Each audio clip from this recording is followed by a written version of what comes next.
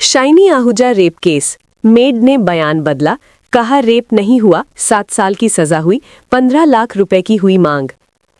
Bollywood crime files के shiny Ahuja rape case के part 1 में अब तक कैसे शाइनी पर उनकी मेड ने रेप के आरोप लगाए, जिसके बाद उनकी गिरफ्तारी हुई।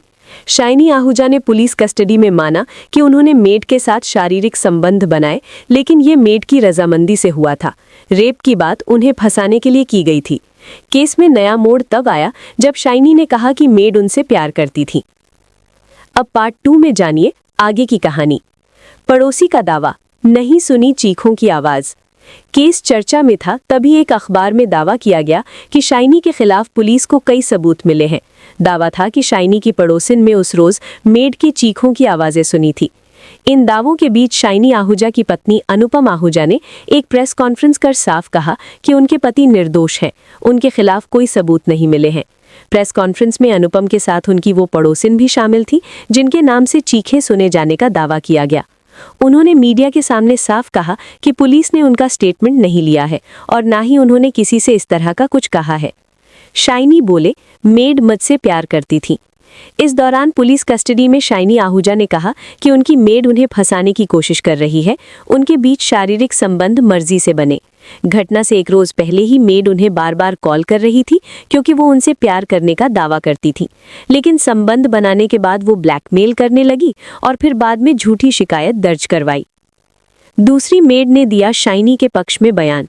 शाइनी आहूजा के घर शिकायतकर्ता के अलावा एक और मेड काम करती थी जिनका नाम था संगीता। पुलिस ने उनका स्टेटमेंट भी लिया। उनके बयान के अनुसार वो दोपहर करीब 1 बजे ही चर्च के लिए निकली थी। साथ ही उन्होंने ये भी कहा कि शाइनी एक अच्छे इंसान है। अंडरवर्ल्ड डॉन अबू सलेम के साथ जेल में रहे शाइनी। गिरफ्तारी के बाद शाइनी आहूजा को अंडरवर्ल्ड डॉन अबू सलेम के साथ सेल में रखा गया था। वो जेल में वर्कआउट करते और साथ ही कैदियों के साथ अच्छा व्यवहार रखते थे। शाइनी और अबू सलेम का एक ही सेल में रहना काफी अटपटा था, क्योंकि जेल जाने से कुछ समय पहले ही शाइनी आहूजा ने फिल्म गैंगस्टर में काम किया था, जो डॉन अबू सलेम पर ही आधारित थी। जेल के सूत्रों के अनुसार अबू सलेम को फिल्म गैंगस्टर पसंद आई थी, ऐसे में उनका एक्टर के लिए सॉफ्ट कॉर्नर था। जून में हुई गिरफ्तारी, अक्टूबर में मिली बेल। कई बार जमानत याचिका खारिज होने के बाद शाइनी आहूजा को 1 अक्टूबर 2009 को बॉम्बे हाईकोर्ट से बेल मिली। उनके वकील ने कोर्ट में तर्क दिया, शाइनी के खिलाफ दर्ज की गई शिकायत में रेप की जगह अत्याचार शब्द इस्तेमाल हुआ है। अत्याचार और रेप काफी अलग हैं। जांच पूरी हो चुकी है और चार्जशीट भी दाखिल हो चुकी है। ऐसे में ना तो कस्टोडियल इंटेरोगेशन की जरूरत है और ना ही सबूतों से छेड़छाड़ होने का खतरा है। इसलिए आरोपी को अब जेल में रखने की कोई जरूरत नहीं है। अगर आरोपी को जमानत पर रिहा नहीं किया जाता तो इसका मतलब होगा कि उसे सजा मिलने से पहले ही सजा दी जा रही है। 26 जून 2009 को आई मेडिकल रिपोर्ट में कहीं इस बात का जिक्र नहीं था कि शिकायतकर्ता के प्राइवेट पार्ट में चोट के निशान हैं। हालांकि बाद में प्राइवेट पार्ट और हाइमन के लोकल एग्जामिनेशन में सामने आया कि 3 o'clock और 9 o'clock टीयर होने के निशान मेडिकल टेस्ट के दौरान ही हील हो चुके थे। शिकायतकर्ता और शाइनी आहूजा के कपड़ों, कमरे की बेडशीट, रजाई और पर्दों में भी खून के कोई निशान नहीं मिले थे। शिकायतकर्ता के कपड़ों में जो खून के निशान थे वो काफी पुराने थे, जिन्हें कई बार धोया जा चुका था। वकील बोले, अगर पीड़िता ने चीखा तो पुलिस ने पड़ोसियों का बयान क्यों नहीं लिया? सुनवाई के दौरान शाइनी के वकील ने यह भी कहा कि शिकायतकर्ता ने कहा था कि लेप होने के समय वो काफी चीख रही थी। बिल्डिंग की हर मंजिल पर 4 फ्लैट हैं, इसलिए जांच अधिकारी का ये फर्ज था कि वो आसपास के फ्लैट में रहने वाले लोगों से पूछताछ करते और उनके बयान दर्ज करते। शाइनी के बेडरूम की एक दीवार पड़ोसी के फ्लैट से जुड़ी हुई है। अगर पुलिस ने पड़ोसियों के बयान लिए होते तो पता चल सकता था कि पीड़िता सच में चिल्लाई थी या नहीं। साथ ही वकील ने कहा कि पुलिस ने जांच सही और निष्पक्ष तरीके से नहीं की। वकील ने यह भी कहा कि सबसे पहले तो ये साबित ही नहीं होता कि शारीरिक संबंध बने थे, और अगर बने भी हों तो ये भी संभव है कि वो पीड़िता की सहमति से बने हों। वकील ने यह भी कहा कि आरोपी कोर्ट द्वारा लगाई जाने वाली हर शर्त को मानने के लिए तैयार है। सेशंस जज ने पहले ही ये माना है कि आरोपी के भागने की कोई संभावना नहीं है, क्योंकि वो एक एक्टर हैं और उनका घर भी मुंबई में ही है। फिर भी सेशंस जज ने जमानत इसलिए नहीं दी क्योंकि उन्हें लगा कि आरोपी सबूतों से छेड़छाड़ कर सकता है।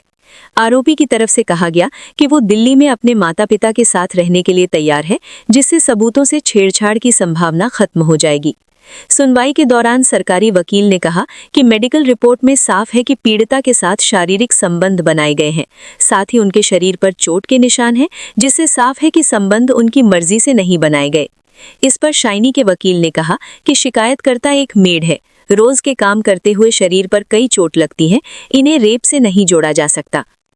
कोर्ट ने कई शर्तों पर दी शाइनी आहूजा को जमानत। दोनों पक्षों के तर्क सुनने के बाद कोर्ट ने एक्टर को 50,000 रुपए निजी मुचलके पर जमानत दी। साथ ही शर्त रखी गई, मुकदमे के पूरे होने तक शाइनी मुंबई में नहीं रहेंगे, वो दिल्ली में अपने परिजनों के साथ रहेंगे। इससे पहले उन्हें जांच अधिकारियों से दिल्ली का पता साझा करना होगा। आरोपी बिना अनुमति देश से बाहर नहीं जा सकते, उन्हें जमानत से पहले पासपोर्ट जब्त करवाना होगा। मुकदमा खत्म होने तक शाइनी को दिल्ली स्थित घर के नजदीकी पुलिस स्टेशन में हफ्ते में एक बार हाजिरी लगानी होगी। उन्हें सिर्फ कोर्ट की तारीख पर पेश होने के लिए मुंबई आने की अनुमति होगी। आरोपी किसी भी गवाह या मामले से जुड़े शख्स से कोई संपर्क नहीं करेंगे। आरोपी को ये अधिकार दिया गया है कि वो 6 महीने बाद इन शर्तों में बदलाव के लिए कोर्ट में आवेदन कर सकता है। सुनवाई के दौरान बयान से पलटी मेड। साल 2009 के आखिर में इस केस की सुनवाई शुरू हुई। शाइनी सुनवाई के लिए दिल्ली से ही अप डाउन करते थे। 27 सितंबर 2010 को इस केस की सुनवाई अहम साबित हुई। शाइनी पर रेप का आरोप लगाने वाली मेड ने अपना बयान बदल दिया। मेड के बयान के अनुसार शाइनी ने उनका रेप नहीं किया। उन्होंने साथ काम करने वाली रेखा माने के दबाव में आकर शाइनी के खिलाफ शिकायत दर्ज करवाई। बता दें कि वो रेखा माने ही थी जिन्होंने शिकायतकर्ता को शाइनी के घर में काम दिलवाया था। कोर्ट में मेड के बयान बदलते ही जज ने उन्हें चेतावनी दी कि झूठी शिकायत दर्ज करवाने और कोर्ट का समय बर्बाद करने पर उनके खिलाफ भी कड़ी कार्यवाही हो सकती है। केस कवर करने वाले सीनियर क्राइम जर्नलिस्ट कहते हैं, जब कोई घटना सत्य नहीं होती तो व्यक्ति अपने पहले दिन दिए गए बयान को याद ही नहीं रख सकता, फिर वो बार बार अपनी बात बदलता है। लेकिन अगर कोई घटना सच में घटी होती है तो वो इंसान के जहन में हमेशा साफ रहती है। इस केस में भी मेरे हिसाब से यही हुआ है। मुझे इस पूरे मामले में सच्चाई का भारी अभाव दिखाई देता है। मैं साफ कहना चाहता हूं कि मैं आज तक ना तो शाइनी आहूजा से मिला हूं, ना उनकी पत्नी से, ना किसी एजेंट या वकील से। लेकिन मुझे अपने इन्फॉर्मर्स और सोर्सेज पर गहरा भरोसा है। जो जानकारी वो मेरे पास लेकर आते हैं वो हमेशा सत्य के बेहद करीब रही है।